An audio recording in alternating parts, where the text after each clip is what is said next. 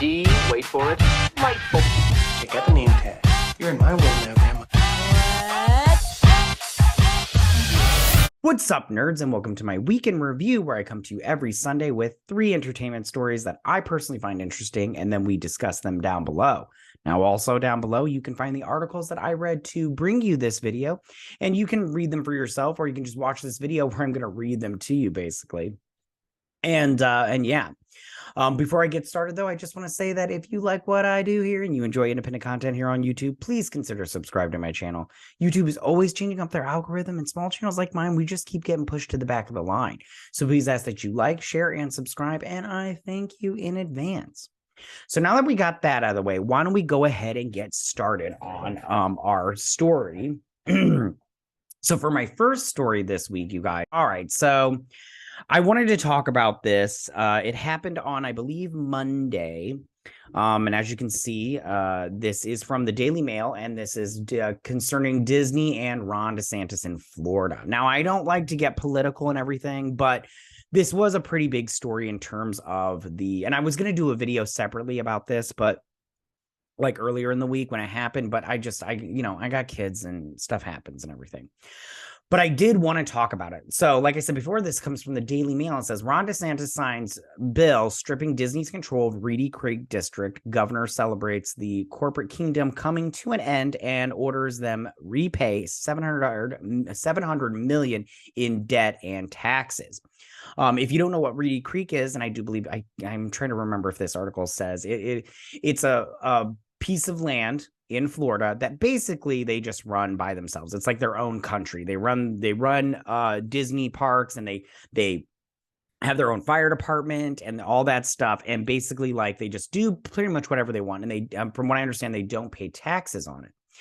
So why don't we go ahead and read this a little bit, and I'll explain and give you my thoughts on it and everything. So it says, Ron DeSantis signed the bill Monday, that's right, Monday, that will dissolve the current Reedy Creek board and give governing to the district back to Florida.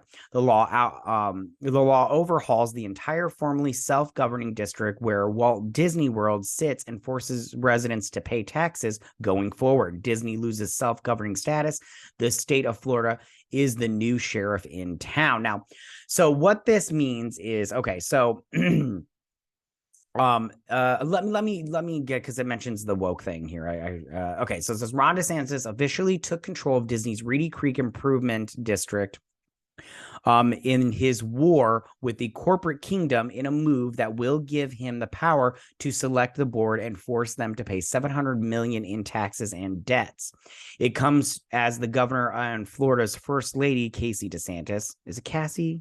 I don't know, admitted the irony that they got married at Disney in 2009 and now are in a battle with the woke corporation. And it says right here, DeSantis celebrated with the stroke of his pen, marking the Disney corporate kingdom coming to an end, as he vowed to make the company pay its fair share of taxes. And it says, that's him signing the bill, and says the Sunshine State now has the power over the formerly self-governing special tax exempt district, encompassing the entire Walt Disney World Resort, which was established in 1967. Disney loses self-governing status. The state of Florida, is the new sheriff in town. He said, I'll play the clip in a minute, and said at the press briefing Monday, buckle up, there's a lot to get done. And I think this article mentions it, but if it doesn't, I will mention it. This is him also giving his little thing. Oh, here's the video of it, but I'll play the clip of it. Okay. So here is how it will go. It says, how will Reedy Creek change now DeSantis is in charge? And it says, Reedy Creek will officially dissolve on January 1st, 2023, and be renamed to be Central Florida Tourism Oversight District, with the signing of the new legislation on Monday. And it'll have a board and everything. And I think this talks about who's on the board. It's anyways, the legislation amends the current Reedy Creek Improvement District charter established in 1967. This will end Disney's self-governing status, which included control of infrastructure such as roads and buildings in the area. So now if they want to fill potholes, build a new road, build a new bridge, anything like that, they used to just be able to go and do it willy-nilly, no big deal. Now they have to go to this board and they have to be like, can we build this bridge? And the board has to decide if they can or not. And then they have to get permits and all that stuff. And that can take time. Like sometimes it can take months to get permits and all that stuff. It's a lot of paperwork. It's insane. So impose Florida law on the area that has been operating independently for more than 50 years. So this would mean, like, for instance, when there was, during the pandemic, it was the mask mandate and you had to wear a mask everywhere you went. Well, in Florida, they had it to where you didn't have to wear a mask. They were just like, no, we're open. You can go maskless if you want. That's your choice. Well, in Reedy Creek and in Disney, they didn't have to follow that they could mandate on it that you had to wear a mask in their restaurants. It was not an option. And, and people had to deal with it or, just not go to Disney. So it says, let's see, prevent Disney from receiving preferential treatment. I mean, I think that's self-explanatory. And exemption from Florida fire prevention and building codes. So like I said before, they had their own fire department and they basically didn't need permits for a lot of stuff. And now they need to get, I'm pretty sure they did everything to code, but they didn't have to have anybody come in and from the state and inspect it. Stop Disney from skirting state regulation reviews and approvals. Require Disney to pay taxes. That's a big one. They have to pay. Ensure Disney will also pay $700 million in debt. Ensure transparency in the district and prevent leftist leaders in Orlando from raising local taxes. So the thing was, they were all like, oh, well, now the taxpayer is going to have to pay for this. And DeSantis said that it had not. Now, I want to talk about real quick before I get into, I don't think there's too much in this article that I want to talk about, but I do want to talk about how this all went down. I'm going to just move down to this map right here. This is the map of Reedy Creek. Right here, this whole thing. And you can see the Magic Kingdom, the Fortress, Epcot right here, Disney Springs, all that stuff. You can see all of that. I'll come back up to that. I'll just stay right here. So I want to talk about how this all went down. So this all went down because Bob Iger, this is half his fault. He put in what DeSantis is calling woke content. And they have been putting a lot more woke content on Disney with Disney. And there was a meeting that was leaked where one woman from the Proud family, and it's where she said she's trying to input her not so secret gay agenda. And a lot of people took offense to this, especially parents. And Ron DeSantis decided that, okay, we need to do something. And then he put in his parental bill. Gosh, the don't say gay bill that they were calling. And that upset a lot of people on the left. Now, I just want to say right now, when it comes to that, if you go read the bill, it's not there was a lot of hullabaloo about nothing. But a lot of people had a problem with it that worked at Disney because they're part of the LGBTQ whatever community. But most of those people live in California. And what they were going to do was they were going to have them move from California down to Florida because they were moving a lot of their stuff to Florida. I'm going to move this up because so they were moving it up to Florida. Or down to Florida. And a lot of them didn't want to move because they like living in California. I don't see how. That's places like, ugh, gross. So then when this whole thing came out, a lot of the employees were like, hey, Bob Chapek, you need to do something about this. So then he made a statement that they weren't going to get involved. Then he got involved. And then Ron DeSantis was like, all right, you want to get involved. You want to play this game? Fine, let's play. And then all of this went down. So it's partially Bob Iger's fault because he got involved by making the woke content. It's the woke content. And then Bob Chapek got involved because he wanted to get into politics. Before this, Disney would give and now they've ceased all funds to Republican Party and the Democratic Party. And all of this wouldn't have happened if Bob Chapek would have just kept his nose out of it, but he wanted to, he was trying to appease the mob, and it was just a small group of people. And if he would have just left, it alone, this wouldn't be a problem. This wouldn't have been a problem, but he had to put his fingers in the pie because people were, pressuring him to do it. And I don't understand why he listened to those people. But now they're going to have to pay the price for it. And I don't know what this means going forward in terms of Disney staying in Florida, because it's a huge cash cow for Florida, but it's also good for Florida or Disney because they have this park. I mean, I'm planning on going to Florida, to Disney World in Florida. And if it's not in Florida, I don't know if I would go. I mean, if I'm not going to California to Disneyland, F-bomb that idea. I'm not taking my children to that cesspool. I mean, you got like homeless people just like living on the street. I'm pretty sure they're right outside Disney World or land. But that's everything in a nutshell. But it's gotten very like political in terms of like, and Disney, like I said before, Chapek shouldn't have gotten involved. Iger maybe should have like calmed it down with the rhetoric or whatnot, just kind of slowly eased into it. But some stuff they just went hard. I mean, if you watch that Proud Family episode, it's like crazy. All right.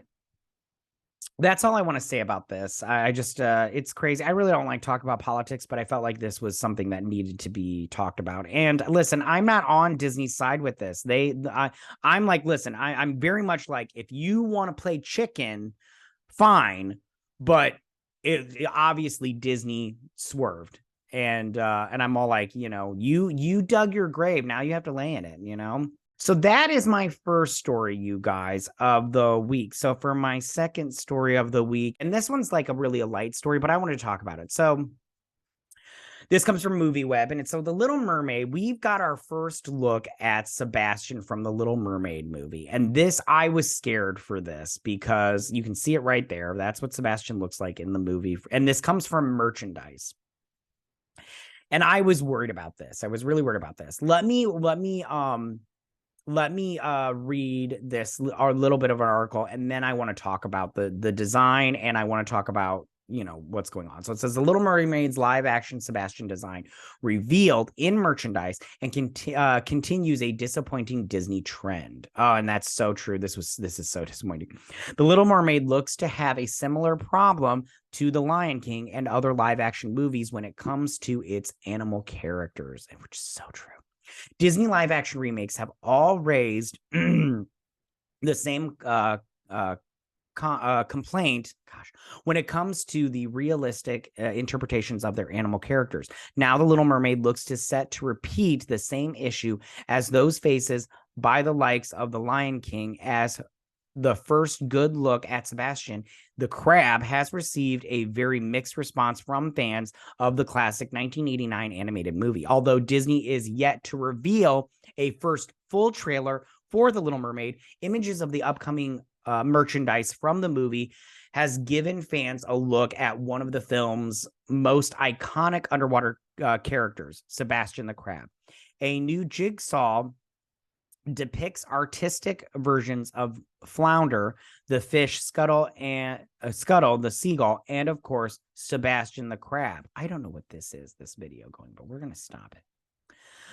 The new jigsaw depicts Sebastian the Crab, as well as the titular mermaid herself. However, the image also gives a look at how Sebastian is going to look in his live action iteration, and it once again proves that turning an animated animal caricature into a more accurate interpretation has its drawbacks, and it does. So here is the artistic stuff. I'm not going to click on this. I follow this guy on Twitter, but here is the interpretations, and then here is the real look of it. And we're gonna, I'm not going to go into this, into any more of the article. I would just pull it up here. So let's talk about this and why it's disappointing. Okay. The problem with this is, again, it's too realistic. I thought they would do something like this, and I'm throwing up an image on the screen. I thought they would do something more like this. I thought they would have instead of doing realistic, make it more animated like the movie.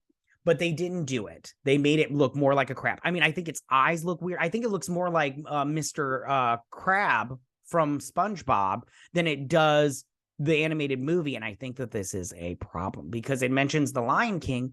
And I didn't like the live action. I know it's not live action, but just calm down. That's what I'm going to call it. The live action version of the Lion King. I thought that the creatures, the animals, did not emote like they did in the original animated movie, and I thought that that was a problem. I mean, when Simba, smiles, it doesn't really come across the way it did in the animated version, and I think that this is a problem. And I know that they want to go for more realistic, but that crab right there is not good enough in terms of what how is he gonna emote? What's his little that's what it's going to be. It's going to be like, you're going to come under here on the side. And it's going to be crazy. It's not going to be good in terms of that. This movie, however, will make $1 billion. I can tell you that right now. I believe all their live action theatrical releases have made $1 billion. I don't know 100% on that, but it will make $1 billion. And, and that's cool. But I'm just saying this looks terrible and I'm not for it. I just don't think it looks good. So that is my second story of the week. So for my final story of the week, this comes from Deadline, my favorite. All right. It says the Weeknd, Jenna Ortega and Barry Keoghan. Is that how you say?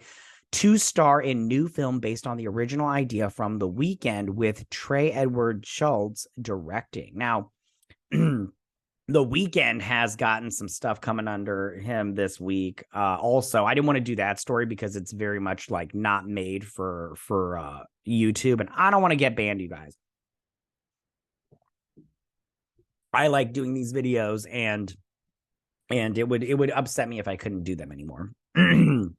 So here are the three cast members, and this is the director. The Weeknd he didn't get in trouble. There's a show coming out on HBO called The Idol, and it deals with some adult stuff going on, and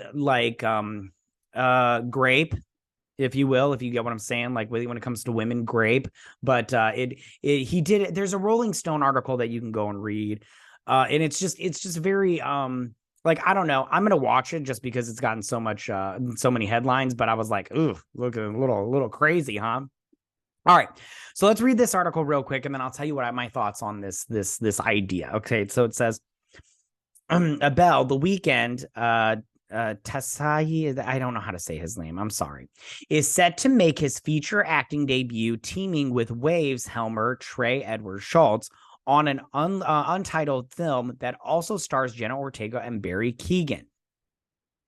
Plot details are being kept under wraps with a pick currently in production. Shults will direct from a script he co-wrote with The Weeknd and his producing partner Reza Fahim. The Weeknd, Fahim, Kevin Turin, and Harris. Gosh, all these are producing with Shults and Ortega executive producing. So it says The Weeknd has been developing the project for some time and in recent months came to Shults about directing it. Once he was on board, the two, along with Fahim, began penning the script that they would ultimately get into the hands of Ortega and Keoghan, even though both Ortega and Keoghan have been weighing several offers following their big years. Both made it clear they wanted this as their next project, and following their commitments, the film was a go. Besides landing Ortega and Keoghan, Shults and The Weeknd also have assembled a below-the-line team that includes director of photography from Blonde, composer and producer OPN, a.k.a. Daniel Lopin, Good Time, Uncut Gems. I liked Uncut Gems. I don't remember the music, though. Is scoring the film alongside The Weeknd. Yeah, I don't know why they wouldn't just have The Weeknd score, but hey, it's fine. Maybe he doesn't know the instrumental stuff. He just knows how to sing a song and everything, and write a song. While this marks The Weeknd's feature acting debut in a leading role, he did have a small cameo as himself in Uncut Gems. That's right, he was in Uncut Gems. Shut up. The Grammy-winning and Oscar-nominated musician is set to star in HBO's The Idol, which he also co-created with Euphoria's creator, Sam Levinson. And he did put out a video. You can go check that out. He put a video about that whole thing. It's just I don't know, man. I personally, I'm still going to watch it, but I mean, it's, what are you going to do? What are you going to do? Okay. Let's move on. Okay. Ortega has been on a roll as of late. Yes, she has, led by her record-breaking Addams Family series Wednesday, which is pretty good. This show has smashed Netflix viewing records and has been renewed for a second season. She hosts Saturday Night Live on March 11th, and next will be seen in Scream 6, which I will not be seeing, you guys. I think, yeah, that's the end of the article. Keoghan is coming off his Oscar-nominated supporting role in Searchlight's The Banshees of Inisherin, which earned him a BAFTA win last week. He stars next in Saltburn Emerald Fennell's follow-up to her Oscar-winning Promising Young Woman, which I will be watching that because I do enjoy Emerald Fennell. Shults is best known for his acclaimed work on Waves and It Comes at Night, which I personally did not like It Comes at Night, but only because I felt like that was just a big, like they set it up to be a monster and it wasn't a monster. Sorry. Spoilers. So what do I think about this? I think that getting Ortega and Keoghan on board was a good idea because these two are excellent actors. And I like them. The Weeknd, however, I don't remember. I mean, like, I kind of remember him in Uncut Gems, but I really don't remember him that much. So it'll be interesting seeing what his idea was. Like, I'm all like, what is his idea? Is it like really that great? Because I'm not sure. But I do think if you watch like his music videos, I don't know if he comes up with those. They're interesting. And I do think that he's very creative. I do enjoy his music. Yeah, I do enjoy his music. The what was House of Balloons? I think that's the name of the album. That was always my favorite album of his. And then I really like what's the name of that song? I can't remember off the top of my head. But yeah, no, I think this is interesting. The director is my biggest like red flag because he did the I didn't see Waves, so maybe that's amazing. Yeah, I don't even know what that is, but It Comes at Night I did not like, so we'll see. But yeah, we'll see how this all pans out. All right, you guys, those are my 3 stories this week. Tell me, what do you guys think about all of this? How do you feel about this whole Ron DeSantis, Reedy Creek situation going down in Florida? Do you think this was a good step in the right direction? Do you think that Disney needed to be held accountable for the content they put out? Or do you think the content they put out was fine and this is just a lot of hullabaloo about nothing? Do you live in Florida and you think this was good for the state? You can tell me how you feel about Ron DeSantis. I have neither here nor there about Ron DeSantis. I don't live in Florida, so this doesn't affect me per se. If he does end up running for president, that will affect me. But we'll see how this all turns out. Tell me, how do you guys feel about this Sebastian look in the Little Mermaid? Do you think that it was a misstep to go in the terms of making it as realistic as possible to a real life crab? Or do you think they should have went more animated like he did in the movie, the cartoon version of the movie? I think it was a misstep. I'm pretty sure this is going to be just like The Lion King, where the emotion is not seen on the face of these characters. And I think it was a bad idea.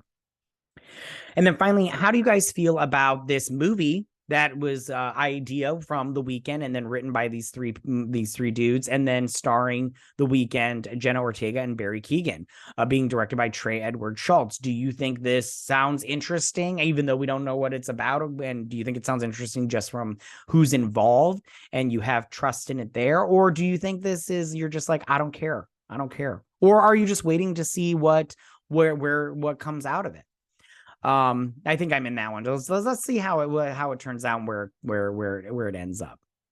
All right, you guys. Well, that is what I got for you this week. Tell me, what did you guys think about it? Go ahead and leave all your comments in that section down below. If you like this video, go and hit that like button. I won't mind. If you're new to my channel, please hit that subscribe button. I'd greatly appreciate it. And we'll see you guys on my next weekend review. You guys have a good week. Bye. Hey nerds, if you like this video, go ahead and click that Geek What icon and subscribe. And if you like this video, go ahead and join me every Sunday with my Week in Review.